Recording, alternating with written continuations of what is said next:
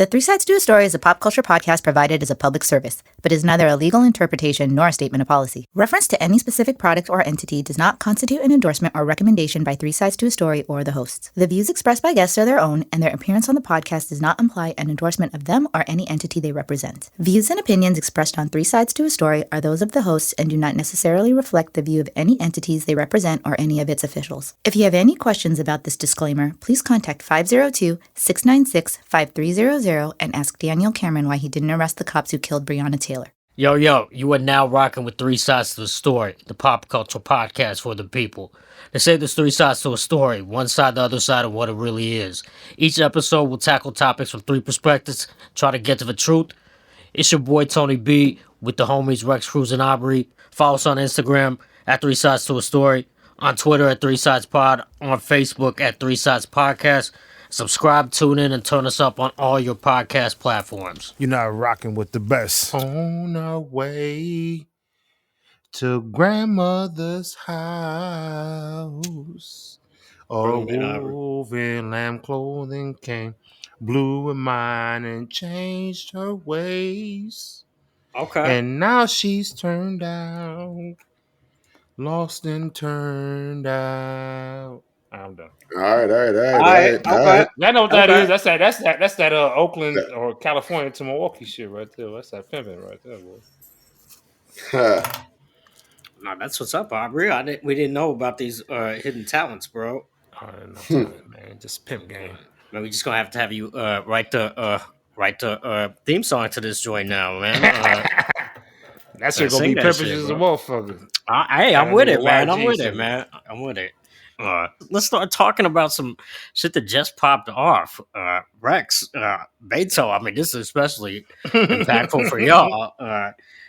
Big moves for the Bears. Big moves for the Bears. I need to get your take on that too. But we absolutely love it. Go ahead, talk about it, Beto and Rex. How y'all feeling about Andy Dalton? Y'all quiet and shit. We'll see. Nothing's official. We'll see. What you mean? We'll see. What you mean? It's not official.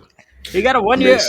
Ideally, I mean, again, hopefully they setting cats up just as a backup to the backup or some shit like that. Cats stuttering like a mother. I'll put it like this: I went 2.5 years without watching football, and if that's the rate it is, I could go right back to not watching that shit because at this point I could give I could give less shits about it. You know what I'm saying? So if the Bears ain't coming right, man, I'm putting zero energy into it. Put that on the record books as of your boy Rex Cruz saying that. Okay. Oh, that's good, Rex. I'm glad you feel that way, man. Thank you. I ain't got energy to waste on dumb shit. You already what I say a few weeks back? Bandwidth. What I say, Tony? Bandwidth for bullshit. Yeah. That shit's at a minute. I ain't dealing with none of that shit, bro. I feel you. My energy. It's not worth my energy. Turn your mic down real quick, Rex. Just a little bit. Man, might have just got me hot. Yeah, you definitely hot. That's the whole point of this whole situation. That's why Tony B asked you because I just got a sucker. Yeah. No, man, it's a 1 year $10 million deal with a chance or an extra $3 million with incentives or whatever, right? But Rex, though, they said, I know we were talking about like it might be a short play earlier, but they did say, a source did say that someone said the Bears were told that Seattle is not interested in trading Russell Wilson at this time. So that's kind of like what forced the hand with the Dalton trade is what it looked like. Or sign. I heard a little bit about that, but like I said, bro, shit. I got more important things to be considering. Oh, now you got more important things to think about. Okay, I hear you. Okay. For real. I mean, football is pretty important, man. When it comes to dudes, it's not. Maybe it's not important to you, I guess, anymore. It isn't. You gave up. Yeah, I'm saying it's not that real. It's not that real. I mean, honestly, I barely like that shit. Oh, you didn't like football because you went to a game. I swear to God, you went to a game with me. I did. And then fought a motherfucker with me, or you fought a motherfucker over me. I did. Shit on us, so I know you like the football shit. So no, I mean, but I'm completely, and I don't want to get. But it's just honestly, the last few years I've lost complete interest to the NFL, football. I mean, just all the above. I feel you. I mean, obvious reasons. Aubrey, though, you got into a fight at At a Packers game, like with the Packers No, fans? it was me, Rex. I think it was just me and Rex. It was just me. It was just you and I. Nah, one of your guys went. Remember, he met us on Roosevelt. Or no, was it just me and you? I think it was just you and I. Red dropped us off on Roosevelt. Old dog. Yeah. So me and Rex was going to a game, and then this cat Rex had on. We went to go meet my guy down there. Remember, they had the whole party going on. They was some editors, and they had the party going on. We could drink from the van. You know what I mean? All that type of shit. So me and Rex go down there. He was tailgating, and we down there chilling, man. We kicking it, man, having a good ass time. And then all of a sudden, inside the game, like it was probably maybe into the third, beginning of the fourth. Bears was getting it. It was a good. It was a competitive game. This was in Chicago. It was Chicago. This was here. Yeah, okay. Lambeau South. It was in Lambeau South. This nigga's crazy. So we went to hold on. The game was cooking, right? And then fourth quarter, the Packers took over per usual, right? No, come on, man. Don't do we can go back and look and see. We'll check the footage. So let me get to it. So I was like, man, Aubrey, I think we should probably just leave early. You know, y'all guys got the game, but I think, you with the Packers uniform and all that kind of stuff, probably best for us just to head out a little early. Beat the traffic. You know what I'm saying, Tony? Beto? Yeah, it was Bears Packers, man. So I had on, I was deep. I had on everything Packers, everything green and gold. And then Rex was like, man, let's just leave or whatever. I'm like, man, no, I'm going to the bathroom. And then Rex must have caught wind of it. So he was like, man, I'm about to follow your ass. Thank God he did. I was waiting for him in the hallway, and then he was going in the bathroom. I didn't even see Rex. Like I was going. Actually, I went in through the backwards way. Through the exit. He went in through the exit. I went through the exit so I can get in quicker and shit. And I already knew where this was going. Yeah, this cat walked out, man. Big ass Neanderthal Viking. Pushed me out the way. I think Buddy might have played left tackle for somebody. Man, he was a big ass dude. Pushed me out the way, like threw me against the wall. Next thing I know, I saw Rex come through with the goddamn the Karate Joe kick on this motherfucker. Kick this motherfucker in his chest. And then next thing I know, it was over. Yeah, he did the what you call it? The crane kick? Not Karate Kid. What's the black one with showing off? Bruce Leroy. Yeah, he did the Bruce Leroy boy, man. You have fire. This motherfucker Rex came through and dropped dude, and I ain't had no problem. I went to the bathroom or nothing. I was like, Aubrey, now let's really get out of here. Yeah, and then I took a leak, and then we broke the fuck out. But yeah, we beat that ass. So I love Lambeau South. I have no problem with Lambeau South. I'm officially Aubrey's security detail. Not no more. That's funny. Lambeau South about to start being. I'm gonna have all my guys from the Brew City come up. But yeah, full circle, man. If that's the Bears' best move, man, that's whack as shit. You know what I mean? That was a terrible move. Yeah, pretty much. I would have been. Y'all should have came after Jameis Winston. I mean, somebody. Yeah. Jameis Winston wouldn't have been dope either, though, would he? I mean, I would have felt better, but Jameis Winston over and Andy Dalton's like in his 15th year, 14th year. Yeah, Andy Dalton played with goddamn Ocho Cinco, bro. Ocho Cinco been kicking for 7 years. Yeah. Damn, keep in mind, that's crazy. Andy Dalton's also had missed a year and a half because did his knee, broke his, you know what I'm saying? Like some concussions and all kinds of shit, man. Like, bro, if this was 7 years ago, 6 years ago, even if they would have grabbed Andy Dalton 4 years ago, I would have been like, all right, you know? Yeah. No, I would have been like, all right, at least, you know what I'm saying? But for real? I love y'all picks, man. That's what I will say. I mean, it's just so predictable. It's so garbage. Picks, man. Predictable, that man. Yeah. Anyway, Aubrey, I know again we've been on a hiatus also. When was this? Like maybe a few weeks back. You also had a conversation with your mentor, Carol Williams, right? When was that?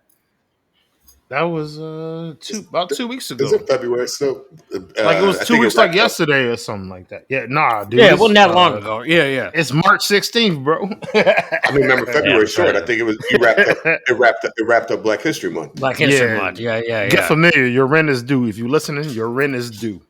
But I had a conversation with Carol, man. For the folks that don't know Carol. Yeah. The folks tell us about when you were at Carol Williams and also when you worked with the Carol Williams, but also tell us about her. Yeah, I'm trying to take my bracelet off because I know Beto gonna go crazy. But Big change. Yeah. So I met Carol. Well, I didn't meet Carol.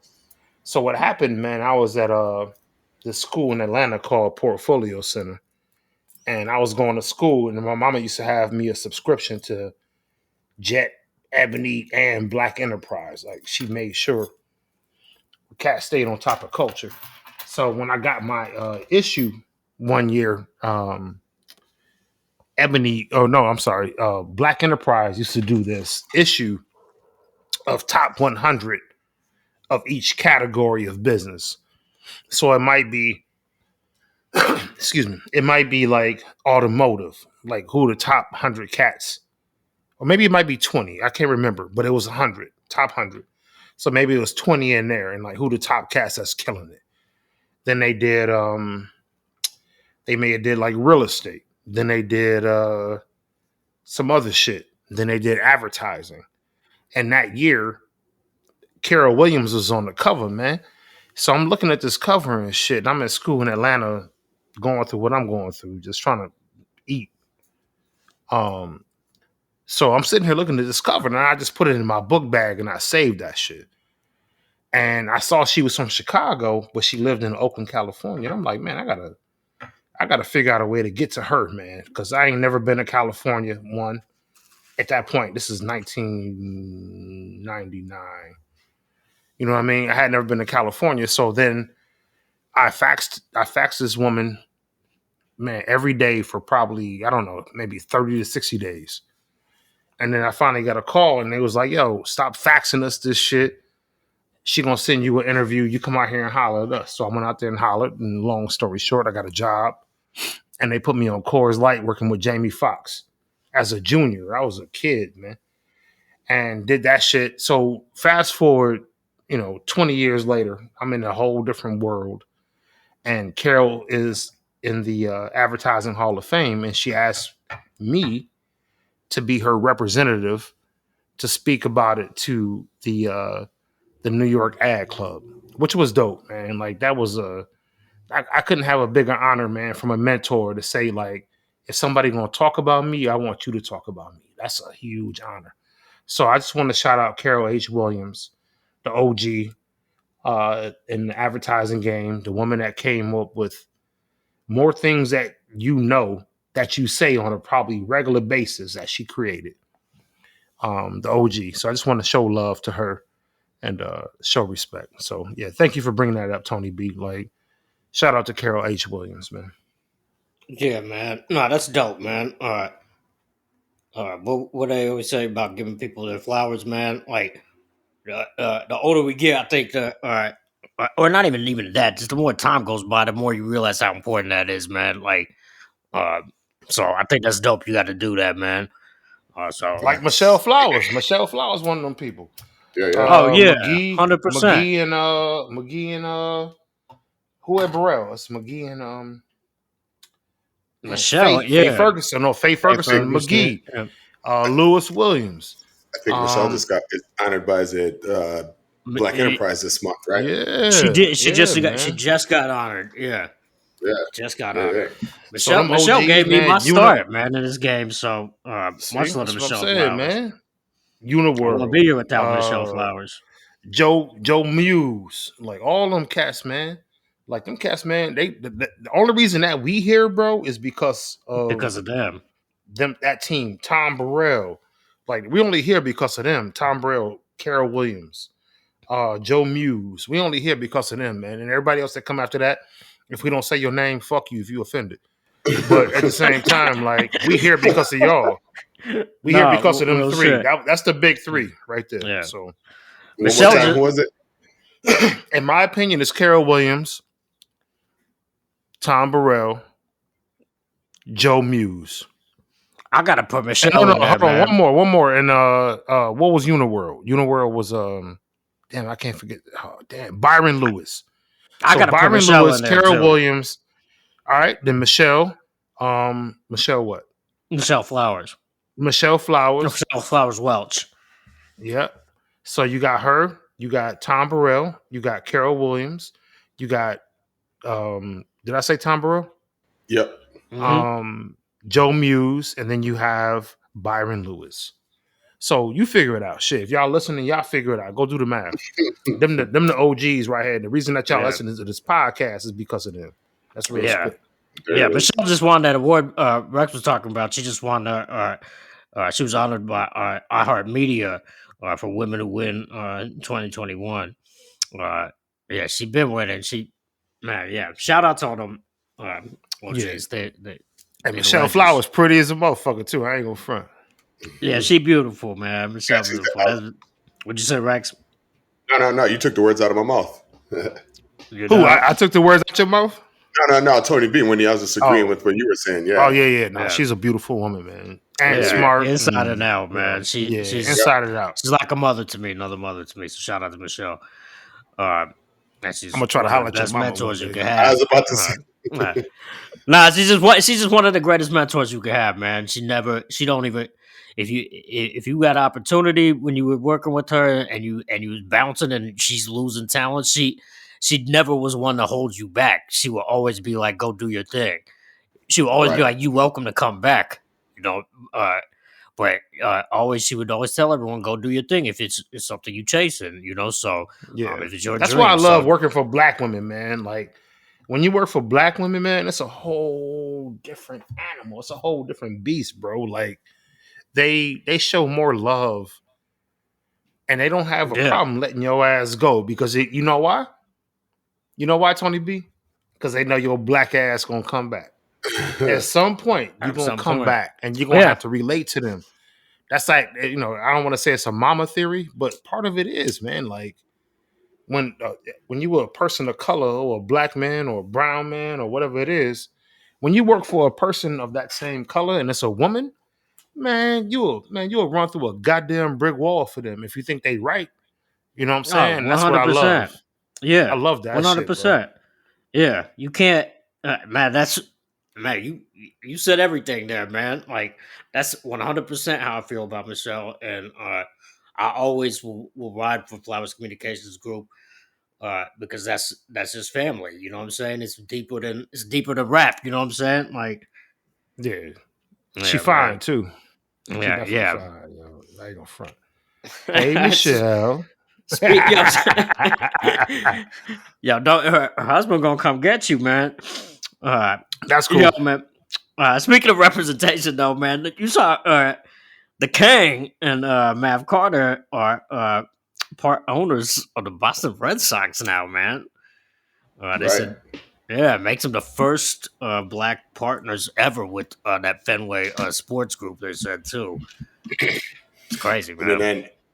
And while he's at it, I mean, keep in mind he's also. I don't know the percentage, but Manchester United too, as well. The football team, European team as well. So he's definite putting this stuff together.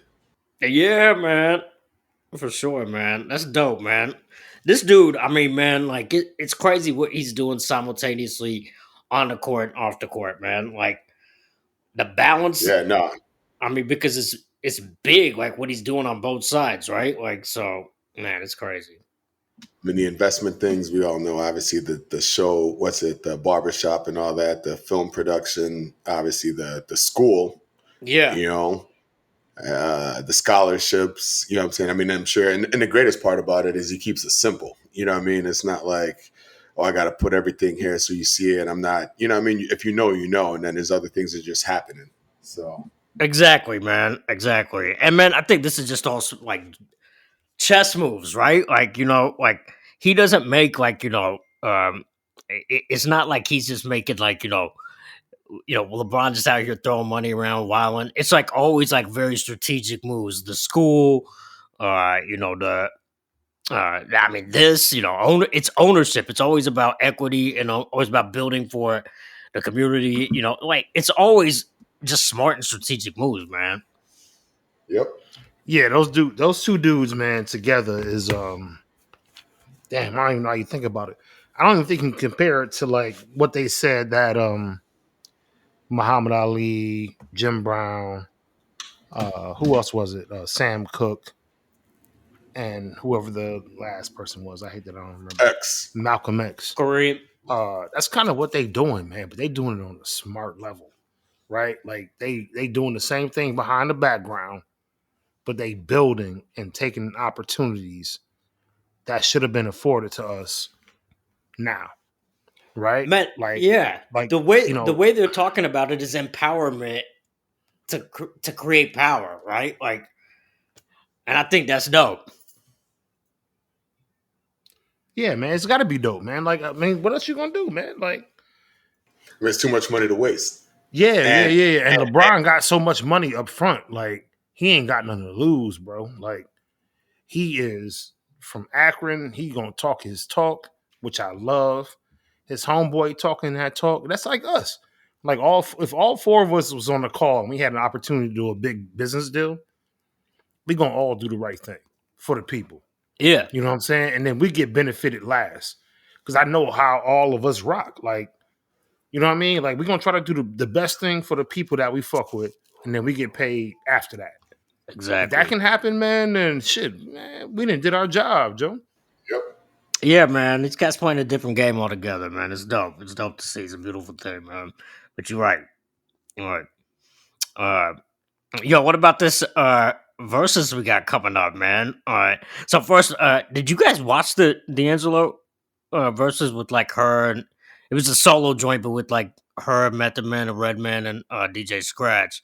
And then Swiss and Tim said Maxwell was supposed to be there, but scheduling issues. So anyway, rocked the solo. Now they announced after that Ghostface and Raekwon are the next versus, and now it's official. It's this weekend actually. It's March 20th. It's gonna be those two joints. Yep. I was just looking at I mean, that's a win-win, right? As Wu-Tang forever. I mean, mathematically, all pun. Just the whole aspect of it. I mean, the playlist, the power behind it. I mean, RZA, it's all in-house. Why should we split that money if we're deep enough and we can figure out how to keep that? You know what I mean? So it's it's marvelous. Part of it is weird, man. Part of it is a little weird. I ain't gonna front, man. Like, part of me makes me feel like them dudes shouldn't be compared, right? Like, they are both the same thing, right? So there is no versus. It's more of it's a mixtape play. You know what I mean? They trying to get numbers, and I get it. But at the same time, like, you're not gonna walk away and be like, "Yo, Ghost was doper, Ray was doper." No, I don't think. I don't think you're gonna have those kind of situations with this one. I don't think anybody is. Right. It's more of like a celebration of each other, right? Because I mean, shit, you got to look at their catalogs. They're literally featured on each other's, essentially like half of each other's catalogs. It's Raekwon and Ghostface, or Ghostface and Raekwon on half of them albums, right? Like, especially like their first solo joints, right? So, man, what I'll say, man, is that if I had to choose, if I had a record label, man, and I had to choose a young Ray or a young Ghost, that's an interesting question. Like, I probably would have chose Raekwon, bro. Between Ray and Ghost? Yeah, because I feel like Ghost is in that MF Doom category of like, he's gonna have 1 million loyal followers. Raekwon may have 5 million flimsy followers. You know what I mean? Like, it's a different thing. Like, do you want the 5 million like inconsistent followers, or do you want the 1 million consistent? I probably won't want the 1 million. The 1 million engaged joints, yeah, man. Yeah, because that's what I think. Go ahead, Rex. No, because I was gonna just ask y'all who y'all thought was the best between the two of them. So I'm glad you brought that up, Aubrey. Go ahead, Rex. I was gonna say essentially that you almost see. I mean, to me, it was almost looked at. They're almost like not a super group, but just as a group. You know what I mean? I know there's individual aspects of it.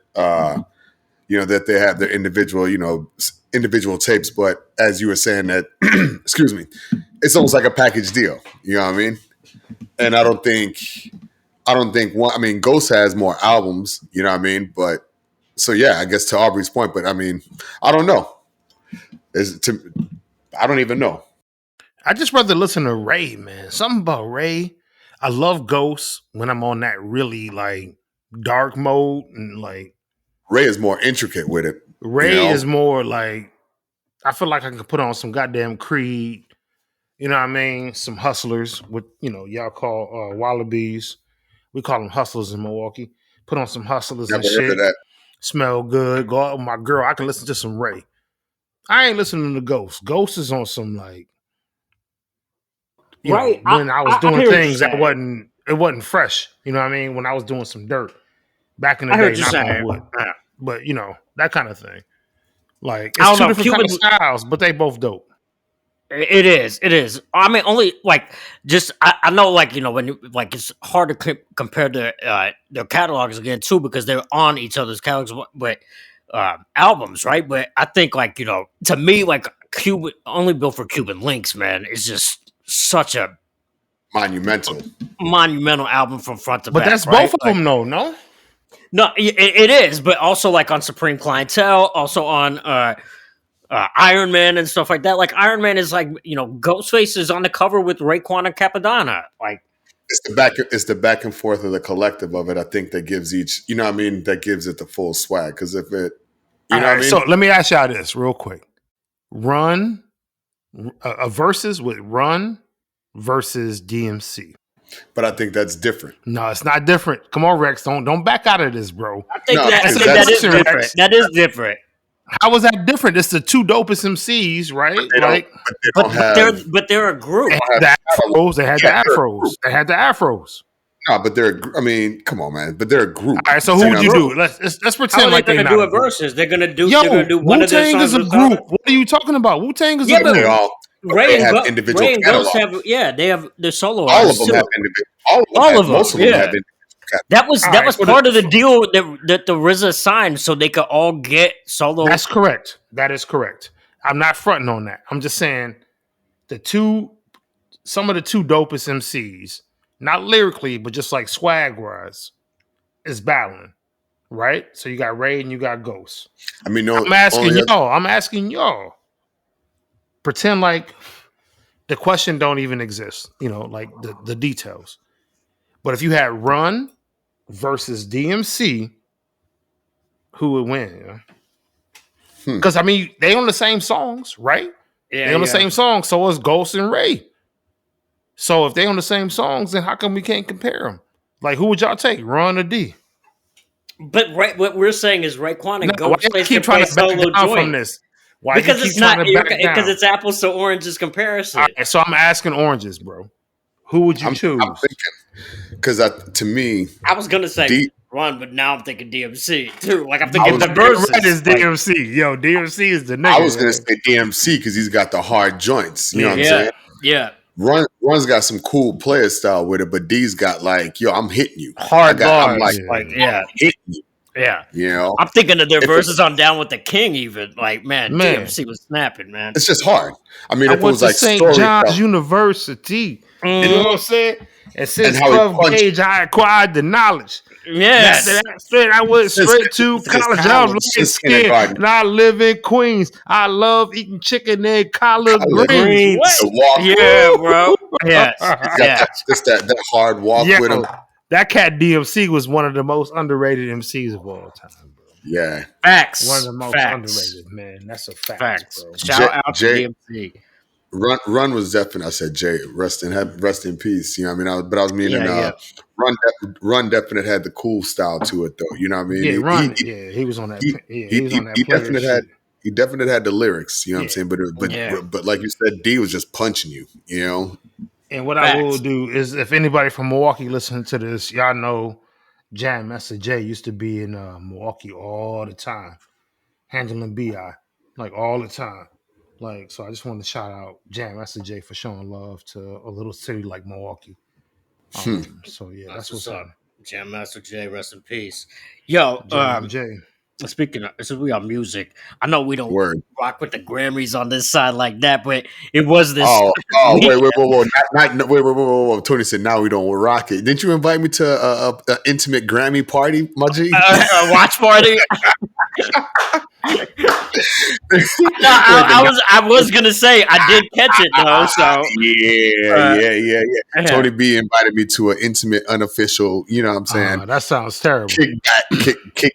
When I say intimate, social distance and not intimate. There was nothing intimate about these are all lies. But anyway, shout out to this is very true. Shout out to her, by the way, and her co-writer. Tara Thomas, I think was her name, from Indianapolis, who's also a Ball State. Oh, here we go, Indianapolis. Here we go. What up? So you compromise Rex Cruz like being around a bunch of dirty bums. No, this is all fiction. There was no Grammy. Oh, okay, good. But you know that boy Nas won his first Grammy with Hit Boy for King's Disease.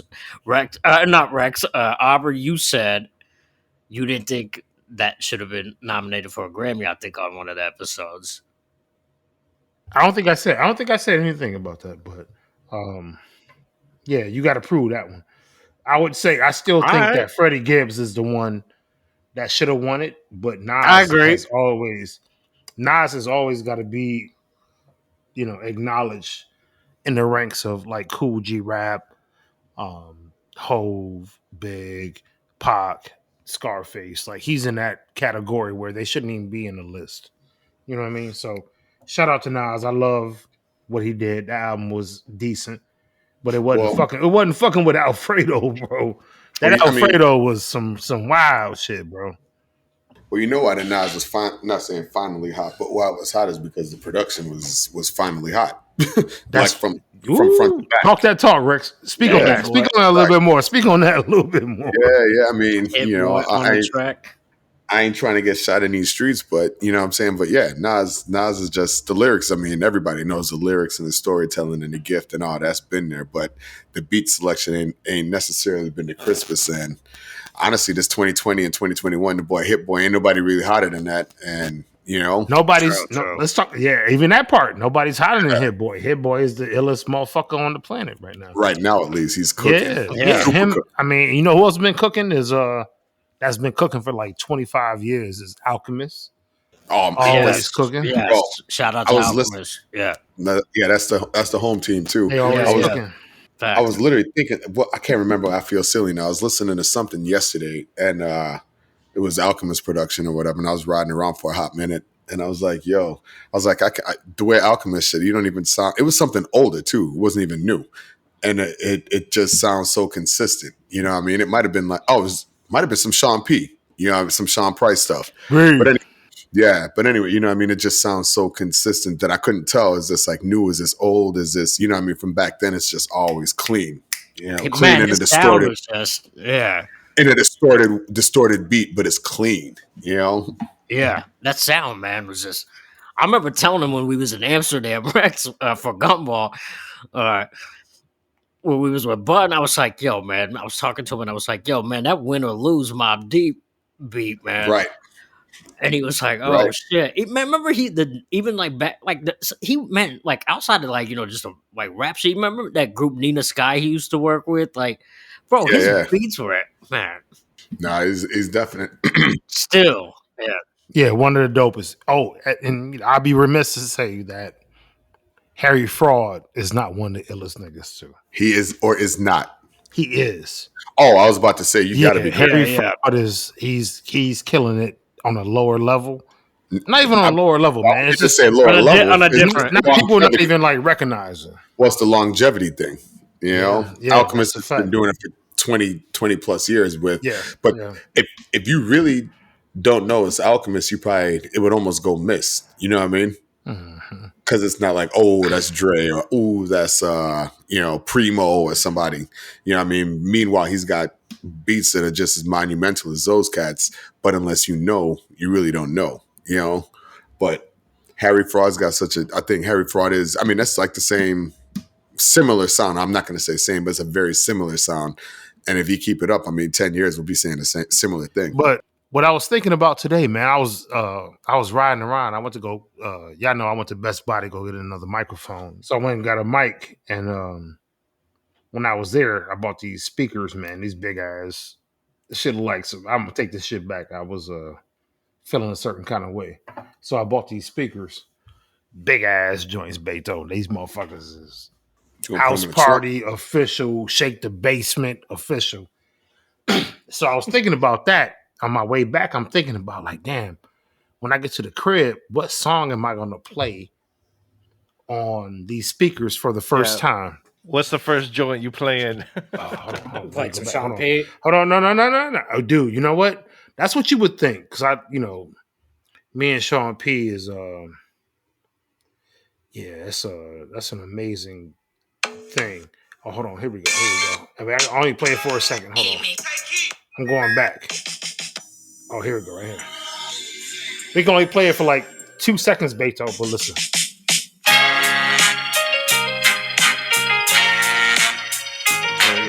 That Gladys Knight. Right. Okay. You know what that is? I do. It's on the way to Georgia. Leaving on the first train. All right, so that's it. So you might be able to leave that, Beto. So it should be good. But I was listening to that, man. I was like, man, I want some. Oh, it's okay, baby. I wanted some loud ass speaker shit that was bumping. But listening to like that old soul ass shit, you know what I'm saying? So I was listening to that. Like the Midnight Train, right? Yeah, Midnight Train to Georgia. Yeah. And then I was listening to El DeBarge. I forgot what that was. It's it was about one, El DeBarge, man. El DeBarge is and then Be Thankful for What You Got. William Devon.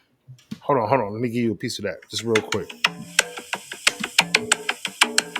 Of course.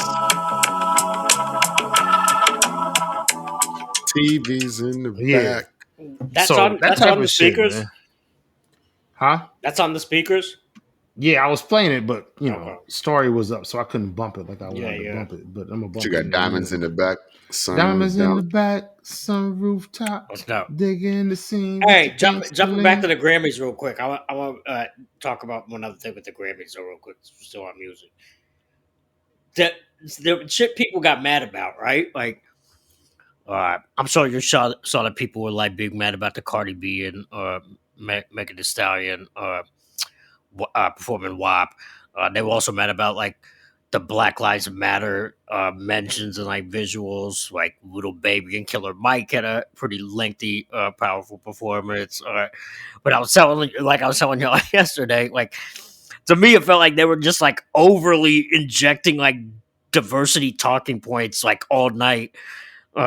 Like, and it was like not even like new shit. It was just like stating the obvious. Like, except we all, obviously know damn well the Grammys never even acknowledged it's like the obvious lack of diversity they got as like the Recording Academy and shit, right? So I don't know, man. Like I was telling you guys yesterday that in memoriam segment, like every year they always forget like black and brown artists, right? Like, bro, this year I told you guys, man, that shit just was like the never ending story. It just kept going on, and they just, like I told you, it was like they Googled dead black people or dead brown people artists. Like, you know what I mean? Like, all right, artists of color. Yeah, like because like they didn't like MF Doom fans got mad like because they didn't put his name in all caps like and shit like that. You know what I mean? So like I don't know, like it just felt like it was like even the ads that were running during it, man, it just felt so forced coming from the Grammys. You know what I'm saying? Like I don't know, just because they're like so historically not culturally connected, right? Like. Yeah, Rex, you got this one. Go ahead. You can jump on it. I was going to say, I mean, it's the Grammys and it's everything else that's included right now too. So I mean, everything is. I don't want to say overkill, but just feels over forcified. Where it's so over forcified, where it's not even natural. You know what I mean? So to your point, I mean, everything is so far behind. You basically can't be so far behind that you think you're about to catch up overnight. You know what I mean? And the catch up overnight is making this shit look dumb as hell.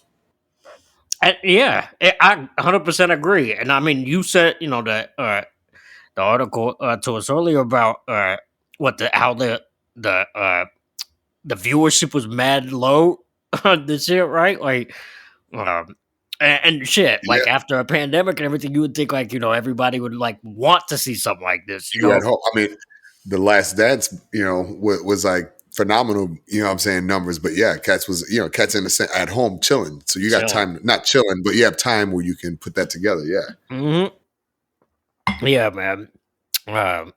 Anyway, speaking of music, though, did y'all see the video of Kirk Franklin's phone call with his son? Though? I ain't mad, but yeah, I did. Yo, man, yeah, I ain't mad at him either, man. That shit was hilarious. Aubrey, did you see it? Nah, I ain't see that. I don't want to see that shit, man. I ain't see that shit. It wasn't on bogus. I mean, not saying like that.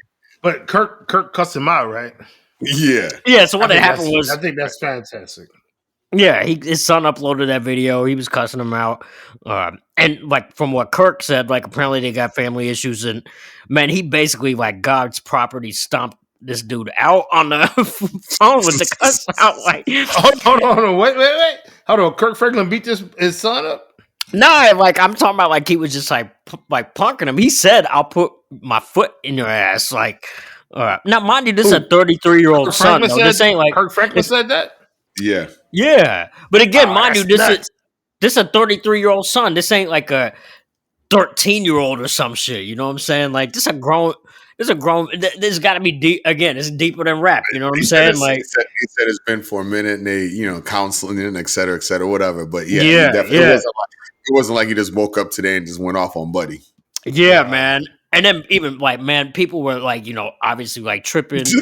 Not even obviously, but obviously because the climate. But everybody starts tripping about like, oh, I can't believe he's talking to his kid like this. And then other like half the other side is saying like, man, I mean, he's a parent first. Like, I mean, how you gonna get mad at him for talking like that? And then other people are saying like, man, have you heard some other pastors like? So it was all this back and forth or whatever, man. But Plies chimed in. You can't ever get mad. You can't ever get mad at pastors, man. Like they regular people too, man. Like there's that's what I'm saying. Everybody's a regular person. Like, he's a father first, right? So like, I mean, he's a pastor, but that's his job, like in his vocation, his calling, whatever. Right? Yeah, but he's a father first, like so, like. And you a sucker for recording your father. Hell yeah, you a punk. That's some clout. That's some clout chasing shit. You know what I mean? Like, punk. And then posting it. It wasn't like you recorded it for like not saying internal use only, but it wasn't. You know what I mean? Yeah, he's a punk. Yeah, that's a violation. Yeah, that's a violation, right? Like, yeah, man. And then Kirk, the funny thing was Plies chimed in and was like, man, he sounded like that sounded like me talking, and he was like, man, I need to get my dog on a feature. Well, Cat's been saying, Cat's been saying that they kind of look like, they stunt doubles or whatever. Yeah. Who that? Yeah, Plies at Kirk Franklin. Oh. Yeah, that's some sucker shit though. If you don't ever do that to your father, man. That was a whole shit. Yeah. Don't record anybody. He had to put out an apology. Your daddy, go holler at him. Yeah, like Kirk Franklin then had to put out an apology and like but he was for getting heated or whatever. But again, it's a family thing, right? So like you said, man, who gives a shit if he was cussing out his own son anyway, just because he's a pastor? His son's like we all saying, his son is the one that was in the wrong here for recording that and posting that shit, like But I mean, that was, I guess, leading into the next topic, like, with people saying, he's tripping. I might fight my kid for that bullshit, man. Like, I might punch you in the chest, man. Like, you don't do no shit like that, man. Like, for real. You don't ever cross your family like that, bro. Like, and if I ain't taught you that and you do it, that means that I did something wrong as a father. You know what I mean? Like, if you doing something like that, man, you don't do that, man. Come on.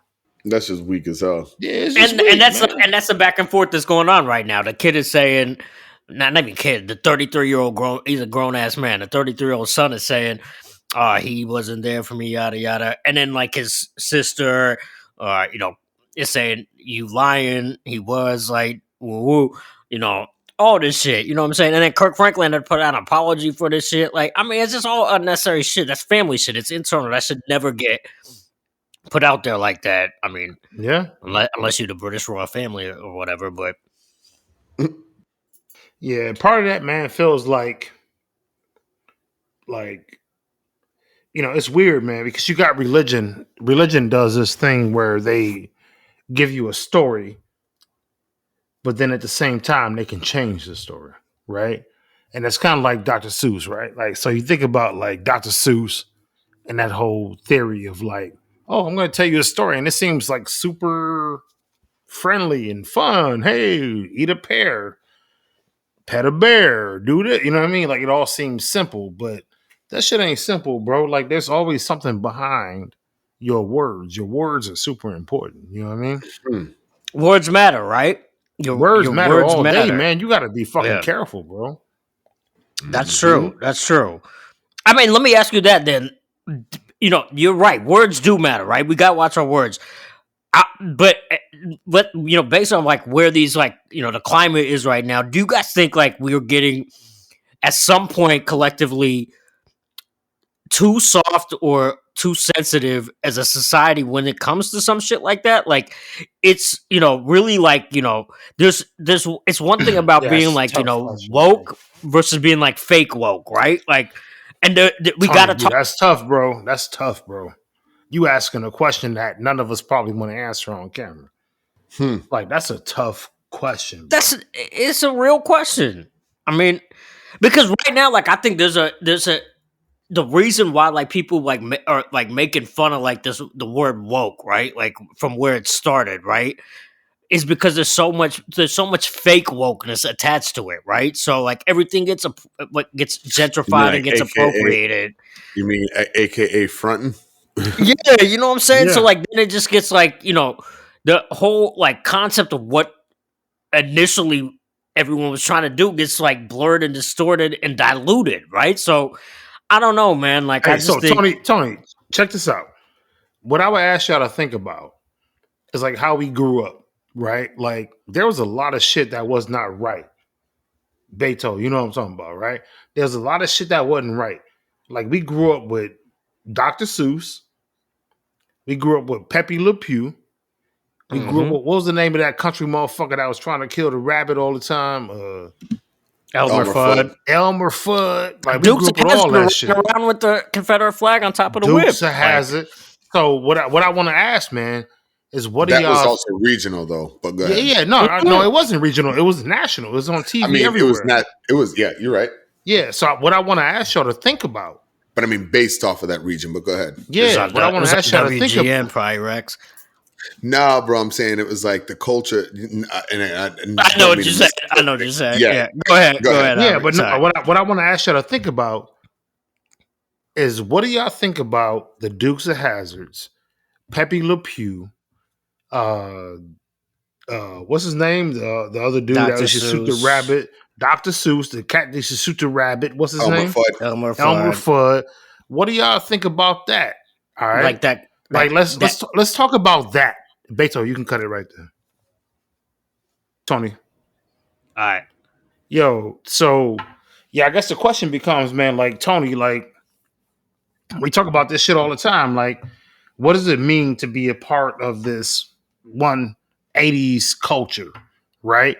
Like, we grew up where shit wasn't judged as much as it is now. But now we're in this situation where everybody's being judged by things like Dr. Seuss, which I'm not saying is right or wrong. Pepe Le Pew, the cat that... Everything's under a microscope now. Yeah, everything under a microscope. So, like, where do we go from here, man? Like, how do we deal with cancel culture? All right, let me ask you this. Let me flip that on you. Is cancel culture real, though, and who started it? Because it's not... This isn't something new, right? Well, obviously it's real, right? Because it's happening, but... This you just said it didn't happen in the 80s. Like, in the 80s, it was different. Think back to the 80s and the 90s, though, when 2 Live Crew got banned, when Dan Quayle was talking about Tupac has no place in the society, his music. Like, and before that, when they were putting parental advisory stickers on albums, this whole cancel culture been going on for a long time. Sinead O'Connor, Madonna, when they were doing shit against that seemed like it was against the Vatican and the Pope, and like, bro, this cancel culture been going on for forever. Right. Yeah, and I love that you said that, Tony, right? Because that part of cancel culture is the part that influences culture today, right? And it always has, right? Even generations and generations before us, right? So you had the Beatles that challenged culture. Yeah. Before that, you had Motown that challenged cultures. You had Billie Holiday that challenged culture and sexuality. So it's always been challenged. But now we're in this situation where it's like in front of everybody. So how do you like even think about challenging that, or do you challenge it, or you just let it live? Because we've been letting it live forever and it's been working. So I don't know what the problem is. Yeah, I mean, I don't know, Rex. What do you think? Because I mean, we hear it on both sides now. Like I was saying, like now, like the conservatives are saying, like, oh, the liberals are trying to cancel everything. They're the ones driving cancel culture. But again, you look back to the '90s. I mean, that was Pac's like second album or something, or first album when no, it was the first album. It was Tupacalypse Now when Dan Quayle was Tony, saying, you can go back to Strange Fruit, like we just saw, right, in the new Billie Holiday movie. We can go back to that. That's what I mean. It goes all the way back. So like the people that are now talking about cancel culture are the ones that created cancel culture. Like when you asked about Dr. Seuss, right? The Dr. Seuss thing. I mean, if I agree with it, right?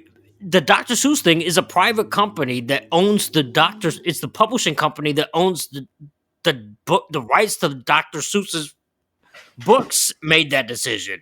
Nobody like it wasn't a protest that said like get these 6 books or 5 books, whatever books out of here. Like they said we're gonna stop printing them because of XYZ.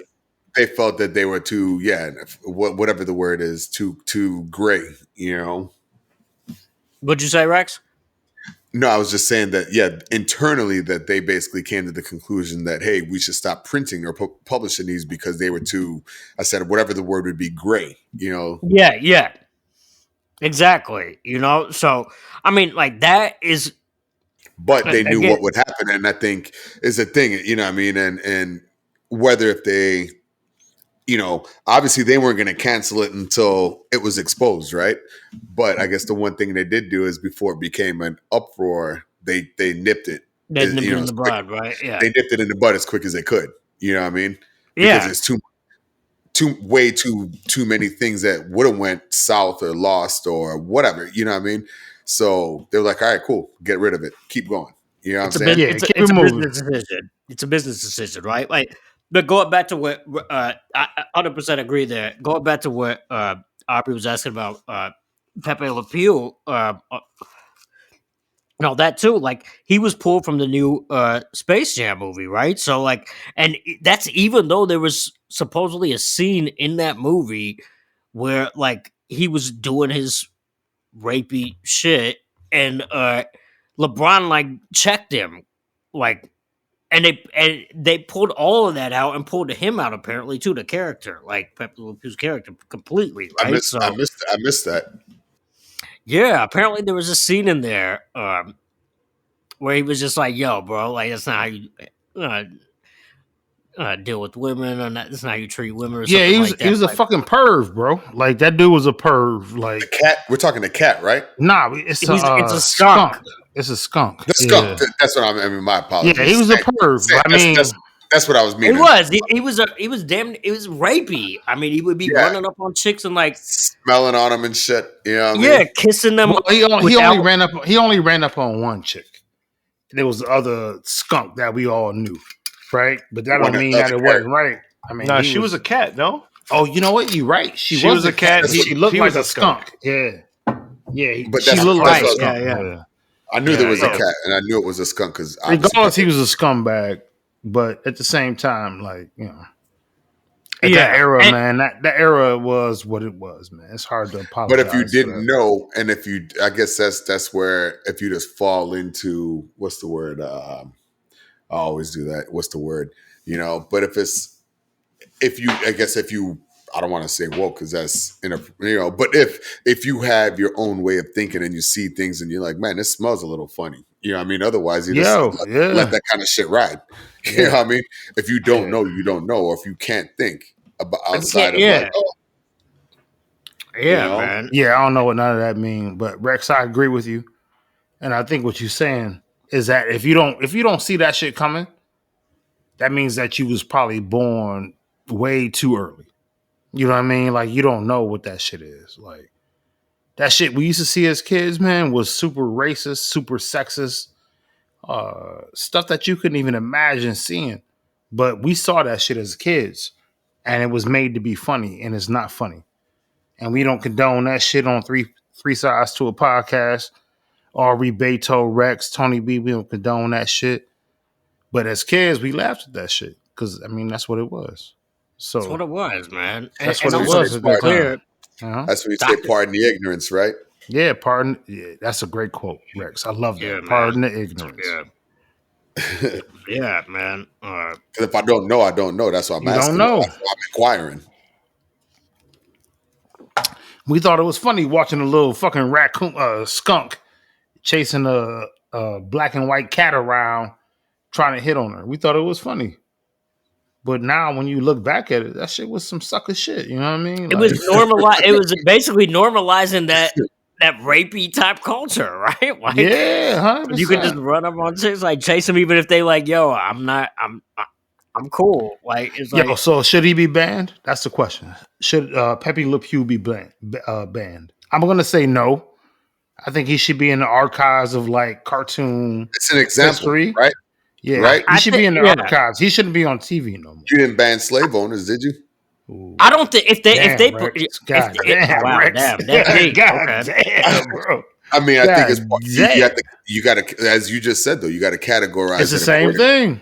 Is you got to categorize it accordingly. Now it's the same thing as like offenses against humanity, right? You can't erase it. No, you can't erase it, but put it in the archives. Don't put that shit on TV and make it seem. Or why not even adjust it or amend them? Or you know what I'm saying? Not amend them. But that's why I think like what they were planning to do with the scene with LeBron like checking him was a good way to address it instead of just like taking him out of the movie, like to erase the character. You try to remove it. You know what I mean? Yeah. Now you're acting like you're not.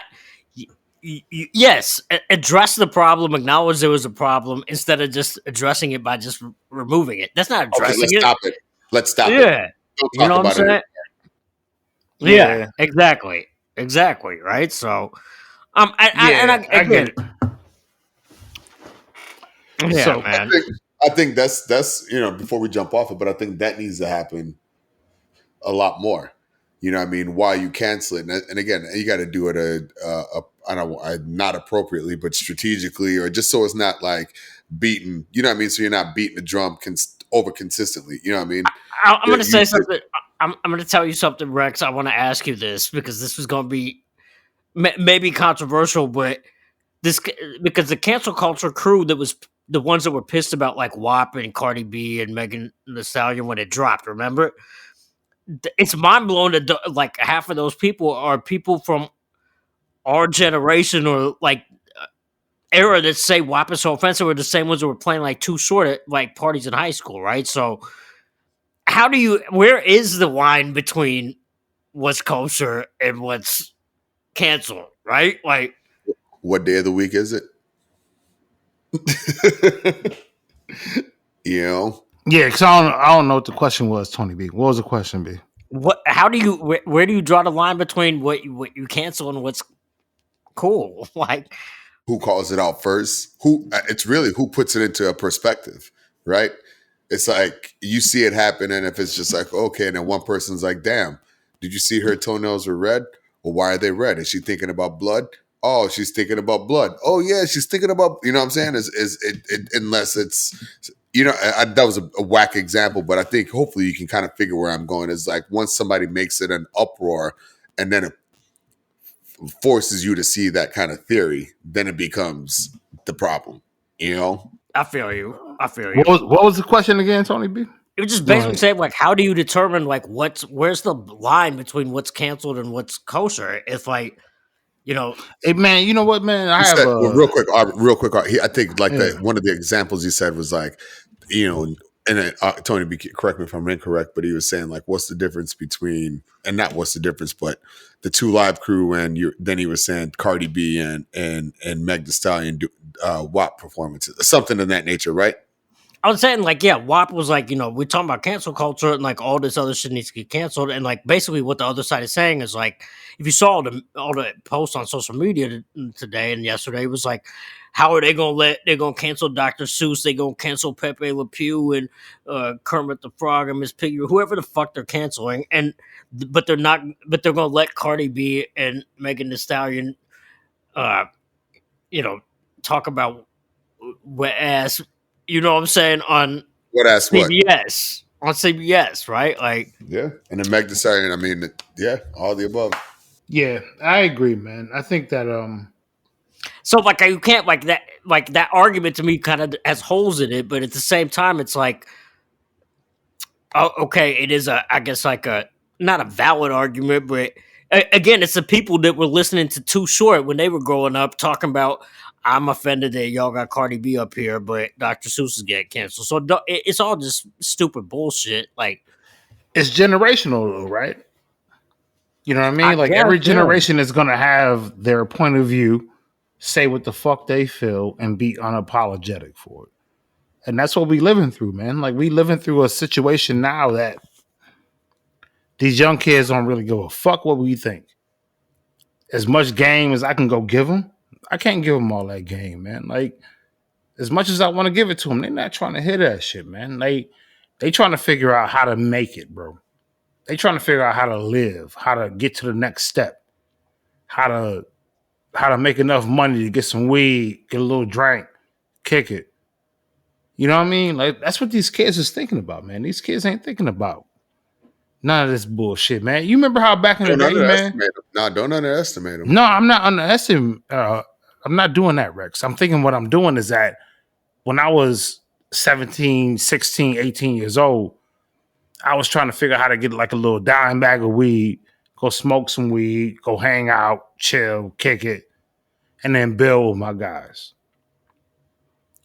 I know that shit ain't changed that much. You know what I mean? They doing the same thing, bro. But they gonna do it on a bigger level because they see cats doing it on a bigger level. The shit was cool when we was kids. You know what I mean? Like, go get a nickel bag. Everybody go in. Everybody put $1 in. Everybody smoke one fucking joint. Yeah, everybody put $1 in. I don't think I ever threw everybody put $1 in, man. This is I got 5 on it. Well, you got to think, nah, man. Hell nah, man. Nah, this is 1991, 92, 93. Like, it was early, man. Everybody put $1 on the joint. We go get a little nickel bag, go smoke one, and everybody good. But at the same time, you have to figure out, like, what the whole meaning is behind what you're doing. Right? Are we trying to build or are we trying to just sit here and get blowed? Or they kicking back and watching the movies. Right. So that means you sitting back kicking it. And I ain't never been about sitting back kicking it, man. I know y'all ain't either. Like, so I think the big idea from all of this, man, is that when you're doing something to make a difference, make a fucking difference. Like, don't be a sucker and try to impart your ideas into Dr. Seuss. Don't try to impart your ideas into a cartoon that you create. Do something because you believe in it. Now, if we're going to say everybody believes in it, then that means them niggas were some suckers. So that means we can't even fuck with them. But if you're going to create for your people, for your legacy, and for like wherever you're trying to move to, don't create to like have an agenda. Create for yourself, man. That's all I got to say about that whole goddamn cancel culture bullshit. Do what you do, man, for you and your family. Create a legacy. Right. Okay. Yo, I want to run through a couple music things real quick, man. No, Tony B, please don't go through this. I've literally just texted you and asking you about it. I know, but I haven't heard Drake and I haven't heard Lil Baby and I haven't heard none of this shit. Have you, Rex? I've definitely heard the Drake joint. I mean, it was a little three song joint. It was definitely heat. 2 out of 3, at least to me.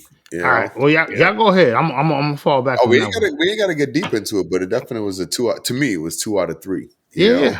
I'm gonna let y'all rock with that. That's cool. Go ahead. All right. So I mean, which joints are you talking about, Rex? I was talking about the so was it 1, 2, and 3? So I think for me it was. I gotta find it. What's that noise? Oh, that's some other background shit. Hold on. Damn, my phone is tweaking. There it is. Not the first one, but the second two, the number 2 and 3. Yeah, the What's Next joint. What album are you talking about? This is Scary Hours 2. He had a What's Next joint, it was a solo joint. He had Wants and Needs, which was the joint with Lil Baby, and then the Lemon Pepper Freestyle with Ricky Rose. Yep. The Rose one was straight fire. The Baby one. A side note, man, Lemon Pepper might could be the most used words on this show. Check the tapes. But I think it might could be. It could be in there. Peppers. You know. So but Rex, what did you think of the project? I mean, Drake said 2 out of 3. Yeah. I mean, the first song wasn't bad, but it just went. 2 and 3 hit me. You know what I mean? Those are like, all right. 3 specifically, I played, several times in a row. Going through it. Which good one? Thing about it, the Lemon Pepper joint. The Lemon Pepper joint is dope. Yeah. Yeah, that was the most spiciest one on there. Was the Lemon Pepper joint. And then who was it? Lil Baby, the baby buddy. You know what I mean? Lil Baby was on the other joint. Yeah, that shit was heat too. You know what I mean? And then the first one to me was it was cool. It was all right. That's the single that's number 1 is the first joint. See? But you know me, right? You know me. That's funny. I didn't know it was number 1, but that was the one that was all right. And it probably got to grow on me a little bit more. Yeah, what's crazy is somebody was tweeting today that 6-minute freestyle, I think it's a Lemon Pepper joint. There's no hook on that joint, right? It's just them just going through it. Yeah. They were like, man, how is this charting higher than the Anderson .Paak and Bruno Mars? It's their first single. It's charting higher than that shit. Man, let's get off of this shit, man. Fuck all these these janky ass niggas, man. Fuck these niggas, man. We got Anderson .Paak, goddamn Lil Baby, Drake, and Bruno Mars. Why are we talking about these squares, man? Like, let's listen to that real hip hop, man. You know what I mean? Like, ain't nobody trying to hear this shit, man. No Drake, no Lil Baby, no goddamn. Hold on. So Drake is not. So Aubrey. So Drake's not real hip hop, and I'm just asking. I ain't saying that. I'm just saying I don't want to. You just said that. How many episodes has Aubrey said Drake is the greatest? Now he's not real hip hop. Like, where are we? Drake. I've never said Drake is the greatest. All right, you go back and find that, please. But I'll look for it. I'm sure you said similar to that. He has said he fucks with Drake though, right, Rex? I think so. What I probably said is I think Drake is probably the most selling artist of all time. Yes, that's a fact. Yeah, he sells more records than anybody. You can't beat him. He's selling more records than fucking Michael Jackson at this point. Drake was definitely decent. Drake is Drake, man. Come on, like I'm thinking about though. In the meantime, what about that? I got a story to tell. Drake is McDonald's, man. I don't eat McDonald's, but a lot of people do. That's the point, right? Most people eat it. Anyway, speaking of McDonald's, what about that Big Mac? I got a story to tell. Just what we was talking about, all the music and all that. Skip to the movies. The movies, yeah. Well, did y'all see that? Did y'all see all the other joints too coming to America too? And what was the other joint? Judas and the Black Messiah. I ain't seen Coming to America 2 yet. I will see it though, but just what I mean. But definite Judas facts. Seen that. And B.I.G. definitely seen that.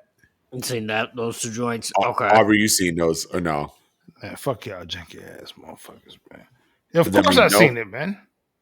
You seen Coming to America? Yeah, I seen Coming to. Is that my headphones or y'all?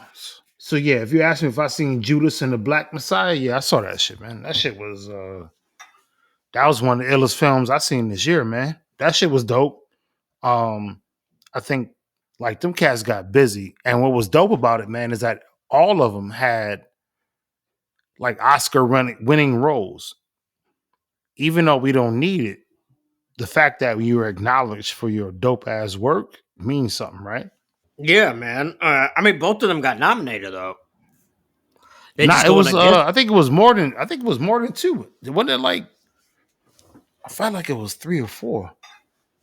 Like it was the original screenwriter, those 2 dudes, and somebody else. Maybe. I felt like it was 4. Maybe I know the 2 of them are nominated in the same category though for best supporting actor. So yeah, I'm definitely with that, man. I love that film. That film was amazing. I enjoyed it. Yeah, it was amazing, bro. I would say, well, it was good. You know, I mean, No, what was you gonna say, Rex? Say it. Say what you want to say, Rex. Yeah. Well, say it. and it's not wrong, but I always be trying to think because I know everything is obviously it's live. Everybody listening, yeah. So I mean, by 1,000%, it was good. But what I was gonna say was, I think it was entry level. You know, Ooh. and when I say Rex, really. And I don't mean that. Really? He said it was JV. God, no, that's not what I'm Rex. saying. That's not what I'm saying. What I'm saying when I say entry levels, because I mean that's like and maybe, yeah, because I guess for me, I guess biasly, and I'm not like an historian or anything like that, but I mean everything that it was definite. The movie was put well together. The actors were amazing. You know what I'm saying? Let me make sure I preface all that stuff right. And I think that all the characters were played to a T. But I think to me it didn't. And damn, Rex, I don't know where you going, bro. But you better come hard with it, yo. Pause. I don't know where you going with it, but this don't sound good. I didn't learn anything new. And I guess it wasn't for me to learn anything new, but it was that's what I'm saying. It was a good movie, but it was like, yo, no, you didn't, because you from the shop. That's what I'm saying. I mean, like, you from here, but and like literally everything. Like, I mean, Maywood. I grew up like 8 blocks from where that was. You know what I'm saying? Right. I've lived currently 20 blocks from the house and drive by it like that's for like the last 20 years. You know what I mean? So that's like, right. And again, just and a couple of the guys I mean are homies with, and I don't, and I'm not lessening it, but with Fred Hampton Jr. and every time around it. So I mean, like seeing and being around it, and I mean, I drive by the mural 7 times a day. You know what I mean? So with what I'm saying again, and I'm only speaking because I know what I only know. Yeah. I didn't pick up anything new, but again, it was a well put together movie. But I think the hurrah for me wasn't there because it wasn't like, damn, I didn't know that. You know what I'm saying? Yeah, that's crazy, Rex. Because I mean, I literally got like, and it could be because I'm from Milwaukee as opposed to Chicago. But if you know me, you know where I lived. So I think like when I saw Rex, I don't know, man, I got chills, bro. Like there were certain scenes in there that I felt like. Oh, me too. That's what I'm saying. I'm definitely didn't take. That's what I was trying to think how I said it. I was not trying to take any of that stuff away. Yeah, I hear what you're saying. Like you're saying, like you were have heard so much about it because you've been around it so much, growing up on the West Side, like even living on the West Side, right? So, but I mean, all of it's like shit, even. Oh, so bro, I was emotionally hit with it. You know what I mean? And like, I'm not saying I didn't shed a tear, but I definitely got up and like gave 2, 3, 4 words. Like, see, that's why we can never have shit because I always take, you know what I mean? So yeah, all that, like there was definite nerves that was struck with me within it. You know what I'm saying? So definitely don't think like I didn't get emotional. I just made that up, but I think I was just, I don't know. That's again, but go ahead, Aubrey. Keep going. No, I was going to say, man, like I think the ill thing about that film, man, is that the acting gave us enough emotion to feel what the message was. 1,000%. You know what I mean? Like, yeah. They said enough, man. Like, so you can at least do the math. I mean, it didn't take much, man, for us to hear Farrakhan on Public Enemy or Farrakhan on Big Daddy Kane. But real quick, you know what I mean? Like it didn't take that much for us to like listen to that and then hear it and then go do the science. So just go do the science. No, I ain't going too far. I'm done. I was just gonna say, just think about not going too far before we get like onto the next thing. I was gonna say, just imagine, or if you could imagine, where I mean, obviously this is the reason why they killed him. But where he was going and where he was trying to take things to. You know what I mean? Oh In man, perspective. yeah, You know what I mean? I think that's the saddest thing. Like, and real quick, before and to keep in mind, he was 21 when he got murdered. You know what I'm saying? Assassinated. Yeah. It wasn't like and even, Dr. King, 36, X, you know what I'm saying? 38, under 40, you know what I mean? But Fred Hampton was 21, and back to what you was just saying, Aubrey, 17, buying nickel bags and shit like that. You know what I'm saying? Just so the power that this kid, right? That's a fact, man. They were all kids. Like, he was 21. William O'Neal was 17. 17, bro. 17, man. Like, I mean, they were all kids. But yeah, to your point, what Fred Hampton was about to do was the biggest threat to America, man, at that time, man, because he was unifying people across race and class, right? Like, so I think it was more about class. I think he was, I think it wasn't even about race. No, it was the black and the brown cats. It was a cross race. White folks. He had the white cats. It was the Rainbow Coalition. It was the Rainbow Coalition. 1,000. He's the one who started that, right? So your boy Wayne was living across the street. I mean, Matt. We were going to parties and events at. It was Rainbow. Connecting the races about how they were oppressing us through classism. Everybody was listening. Cats were getting exposed. The government would have got on the way to being. He was and not even I don't know. I was gonna say not intentionally exposing. He was doing it more of a unification, but by default, the byproduct was the exposure. You know? Man, and you got to think about it for like J. Edgar Hoover, and then when J. Edgar Hoover was talking about like a Black Messiah and everything, he like. It wasn't like Malcolm X was connecting with like all the white people, and Martin Luther King was connecting with all the white people too. You know what I'm saying? Like, but whereas Fred Hampton was connecting across races, right? So he was really more of a threat because and then for everybody listening, understand, like, we don't mean no harm towards the government, and we stay strapped up. So. We love y'all, but don't be on that bullshit either. Like it was exposure. He was bringing exposure and unification. Exposure was the byproduct of the unification. You know? Yeah, man.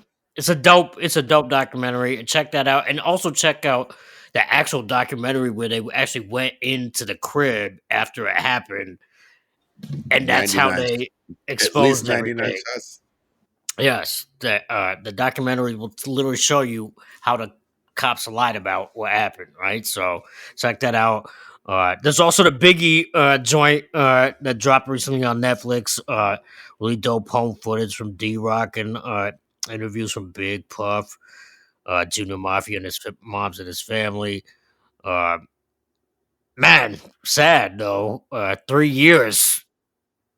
Another powerful cat that was murdered, 27. What was it? Exactly. 21 to 24, what he did is incredible. I mean, it's unbelievable, like Big would say, you know what I'm saying? Like, I thought the Jamaican influence stories were dope though too, man. His grandma was in the documentary, Rex. I've never heard his grandma. I didn't know about his uncle. Like, his uncle performs back there. Like, it was dope hearing them talk about him. I was seeing excuse me, we'll circle back on that, but definitely with that, what kind of caught me, just as you're saying, just not a surprise, but that his mom said she only listened to the album one time. You know? You know what? One of my homies said, "We're ready to die." Yo, can you imagine listening to your kids' music? Right. You know what I mean? Like, when you're not there. Listen, and it's not even to Christopher. Yeah, I mean, just like not to Big, not to Notorious, not to like, Biggie, that nigga. Yeah, like not what they are presenting to the world. But if you can hear their music when they're in a room alone, and you can hear that, bro, can you imagine that, man? That's opening some wounds, bro. Like, you're gonna have to hear some shit you don't want to hear. And then considering, right? In the grand scheme of things, as he was, big, but he was still at those times a kid, right? I mean, even at 24, is still a kid. So living with your mom and all that, I'm saying, obviously he wasn't like walking in and, I'm saying, like at your own house and doing your own thing. So, hiding shit, the drugs and the guns and all this stuff. And then this is the material that you're putting together and putting out, but you're coming back in the crib and she's looking at you like, oh, this is little Christopher, She thought it was mashed potatoes and that's another thing I wanted to ask you guys. What did you guys find out new? Like, because they talked to his moms a lot in this documentary, and I thought that was dope. Like, was there anything new you guys found out like from this documentary that you didn't know? Like, I mean, obviously we probably figured we knew everything about the Biggie story, but this was really a deep kind of behind the scenes joint, and I thought that was the shit. Well, I think the deep part, what you really saw is you saw it from him. You saw it so candid, D-Rock obviously with the footage. So it wasn't like, while it was other people telling the story, it was like you narrating the story, it was big seeing him doing it. You know what I'm saying? You seeing him like, yo, well, I'm about to go ride out and do this. Yo, I'm about to do this. Yo, this is my crew. I'm putting everybody on. You know what I'm saying? So it's not like, the movie Notorious where Jamal, played the character and it was a story about this, or it's not the best of, or, what I'm saying? This was like big. And as he was saying himself, yo, let them catch me in my regular, you know what I mean? So this is what you heard about, but you seen, even though he wasn't saying it, you saw him doing it, then you saw the stories behind it. So it was like, yo, to me, that shit was super emotional. Couldn't agree. Couldn't agree more, Rex. Yeah. So is that what you think separates it? Like both of y'all think it separates it from any other, like all these other, like you mentioned, like, the movie, all that shit. Like, is that what you think separated it? It was like really like that real personal connection you could feel to Big. No. I think the Pac one was, for me, was more impactful, right? Well, with the Pac, which it was, Pac? Remember, like right when he passed, man, the woman that owns the right to his estate, yeah, she from Oakland. I can't remember her name. She did a video. We met with them. Yeah. So whoever was meeting with his estate at that time did a film, and it had the same concept, like film that you haven't seen from Pac, and like radio interviews and this, that, and the other that you hadn't seen. And they put it against film that looked beautiful. But at the same time, you're like, man, like, damn, like, I think that's the big thing for us, man. Like, who owns our legacy? You know what I mean? Or how is it told? You said what? Or how is it told? How's it told? And how is it told? Yeah, like, it depends on who owns your legacy. I think that's the first piece. I wonder who produced all this. I'm assuming like Puff was involved in the like production of it, but I just think they told his story, like you guys said, really well, man. Like that's what I think set it apart. Like, and he told D-Rock did it though. I love the fact that like what you was saying. D-Rock did it. Yeah. It was really, and it was more like D-Rock, Biggie. Like C's people from Junior Mafia, like Puff said like a few times during the documentary, like that Junior Mafia was really like a family, and like Big was like their caretaker, like he was taking care of them. You know what I'm saying? Like, and you saw it, you know what I mean? You saw it.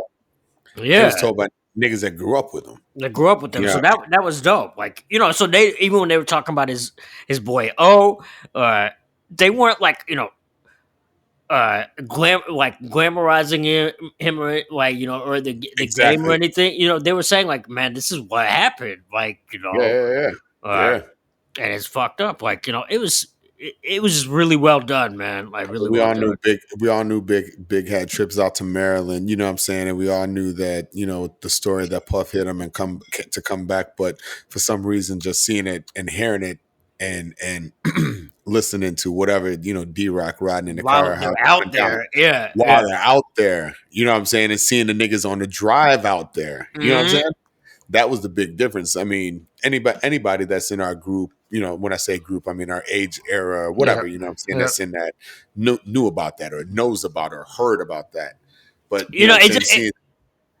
seeing him seeing Big like freestyling. I mean, we all been in that same situation. Tony, how many road trips we've taken? Aubrey, we've taken several, but you know what I'm saying? Niggas in there just riding in the car. Niggas riding in the car, rapping, talking, blah, and Nick taking the film, and you know what I'm saying? This is the story we've been hearing about. You know what I mean? So that was like, oh shit. And Big at the same time, Big is like a little 18, 19-year-old kid. Yeah, man. Yeah.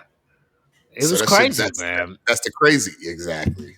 It was crazy, man. It's just that whole story is just sad, man. You know, like the him and Pac situation, all that. I mean, we'll get into that in another episode, like in detail. Yeah, but it's even more crazy that these kids is dealing with more death than we ever dealt with, bro. You know, this generation, they dealing with more death than any death we dealt with. Like we lost two greats. These kids they lose. But are they that? But these were the two. We don't know. You know what I mean? Like we don't know.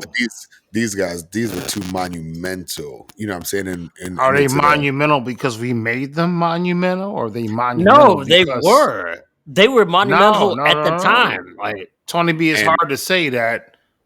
And the kids that love Pop Smoke may put him in reverence with Pop. I mean, we don't know, bro. Like, no, you can't. Yeah, you can't really argue say that with them. You can't argue that with that. Yeah, no. I was talking to my cousin who's 21.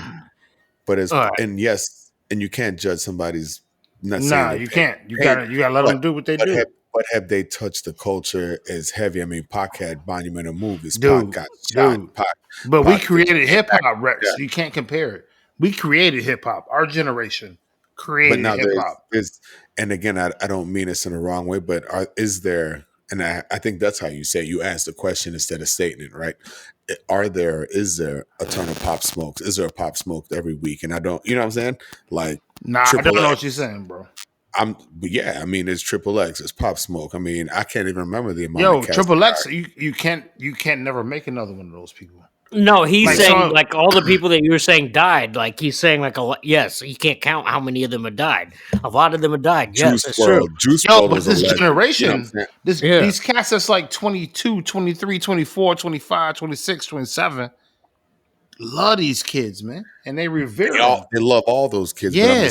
He's big and so then, but who are we to say that that's not they big and Pac, bro? That you're right. You're 100% right. Like me and Rex, me and James had this conversation with my little cousin. James again. Yeah, man. He's my little cousin 21. So like he don't know about Hamas. He don't know about he don't know about Pac and Big like we do. Like, you know, he knows who they are. But he was saying, yes, the Pop Smokes and those guys, those would be like who they would be. Or they're like Pac and Bigs. Like, but again, those were our guys. What did you say? Pop Smoke and those guys. That's what I'm saying. Like, Big and Pac were the greatest. Big and Pac were no, we're not judging them. But like, I think what we were trying to what me and James were trying to tell our cousin was, like I get it, but these guys were, you know, this was the greatest rapper of all time, and a dude that was a great rapper. Why is he the greatest rapper of all time? Because you said he the greatest rapper of all time. That's why he the greatest rapper of all time. Nah, big telling stories. I mean, I'm not trying to say he's not, bro. I'm just saying we gotta get our own way, man. These kids ain't thinking about fucking Big, bro. I mean, they're not. They're not. They should be, but they not, bro. But they are. Nigga, we wasn't thinking about goddamn Melly Mel. We ain't never. When was the last time you heard some people like us talking about like, oh, Melly Mel is the illest rhymer out there? Well, because they ain't the illest. Because Big is the illest rapper. He's not the illest rapper. And Pac is one of the most polarizing. Don't do that, man. Don't do that, man. Like, come on, G. What do you mean? Because that dates you. That dates you, bro.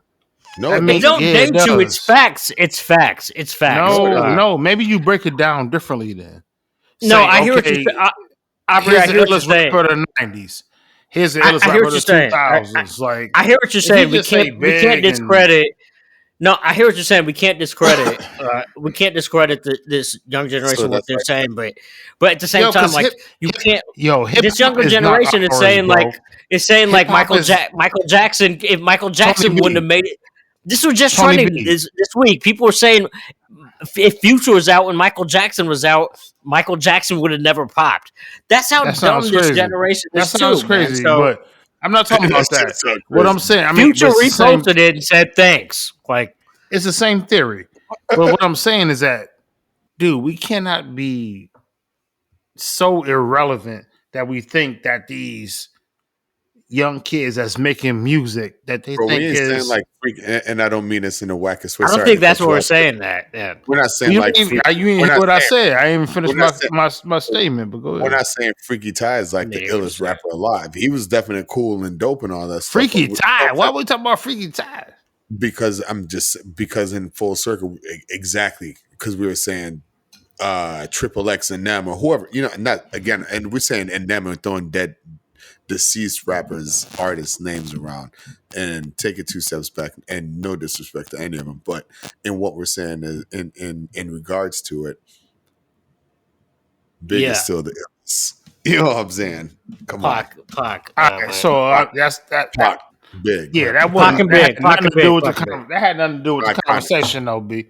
The conversation was based around how this generation views their best rapper and how we view our best rapper, right?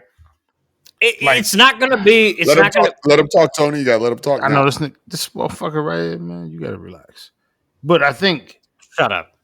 When we think about it, man, again, it's the same situation where our parents tried to push, let's just say, Sam Cooke on us and be like, yo, this shit is terrible.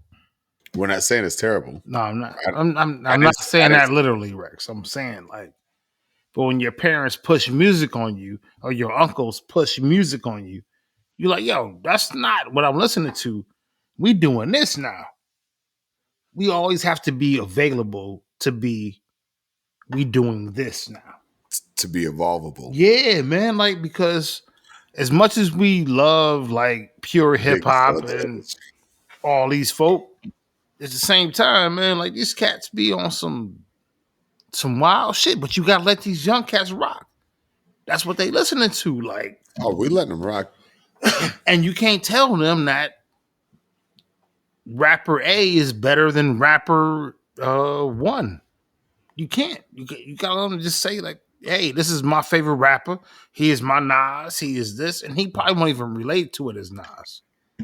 He just gonna tell you this is the dopest MC on the planet. So at some point, we gotta fall back and stop being such dickheads to think that we know. Because hip hop evolves, man. It's a fucking plant. That shit grow when you water it, and we've been watering the shit out of hip hop. So that shit just keep growing and growing, or watering it down. Not me saying. I'm just asking. I think watering it down is the same thing as watering it. We overwatering it. No, watering it means you're nurturing it. Watering it down means you're diluting it. It's 2 different things. I think we have to do. I think we have to do the one where we don't put so much water in it and let it starve a little bit. That's what hip hop is about. Hip hop ain't about having multitudes of money and feeling good about how much bread you got. That's where we at right now. No, it's about making money because that's their career. It's about making money, but at the same time, it's more about it's about telling that story about where we come from and who we are. Story about where you come from. I mean, I think again, going back to what talk about that, Aubrey. Why I think it's important to talk about where we come from, right? You know what? I'll take it, Tony B. You sit back and relax for a minute, right? So Tony B, had to take a break I think it was about 2 weeks ago, if I'm not mistaken, to step away and go. Damn, a month ago. That's crazy. So yeah, about a month ago, Tony B had to take a hiatus, and literally we was chilling together 2 days ago and really had this conversation that we'll share a piece of it with y'all, but most of it is for us to kind of live with and deal with. So Tony B had to step away for a minute. He lost his grandmother. Rest in peace. And shouts out to Tony B. We all know what it feels like to lose somebody close, but when you lose somebody who's molded you it changed your life and will live with you forever. No matter what it is, that's a different kind of feeling. So I want to make sure we give a shout out to Tony B and all the people that love Tony B, because if y'all love Tony B, you got to love his grandmother. You know what I mean? Like, because she's the one that put that foot in his ass and made him who he is today. So I want to, just take that moment. If we can just take maybe quick, let's just take 7 seconds real quick and a moment of silence for Tony B's grandmoms.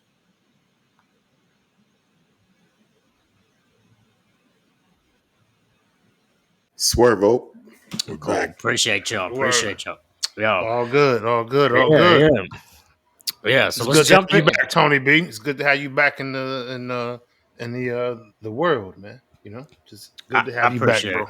I appreciate it. Like I said, man, I appreciate y'all, man.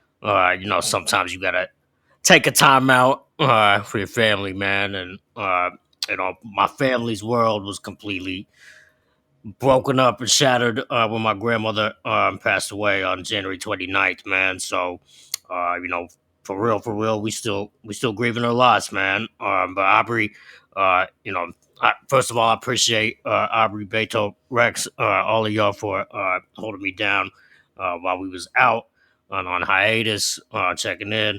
And Aubrey, you had a dope idea, man. You said, first episode back, we should dedicate to my grandmother, to our grandmothers, and our families and what they did for us, right? So, this episode, we dedicated to our grandmothers and my grandmother, Florence Bastiampillai. So thank y'all for waiting and being patient and rocking back with us. We back. Yeah. Time to get busy, man. Yes, y'all. This episode's to our grandmothers, dedicated to our grandmothers. We out, y'all. We'll be back next week. Yo, you've been rocking with 3 Sides to a Story. Follow us on Instagram at 3 Sides to a Story, on Facebook at 3 Sides Podcast, on Twitter. Subscribe, tune in, and turn up on all podcast platforms.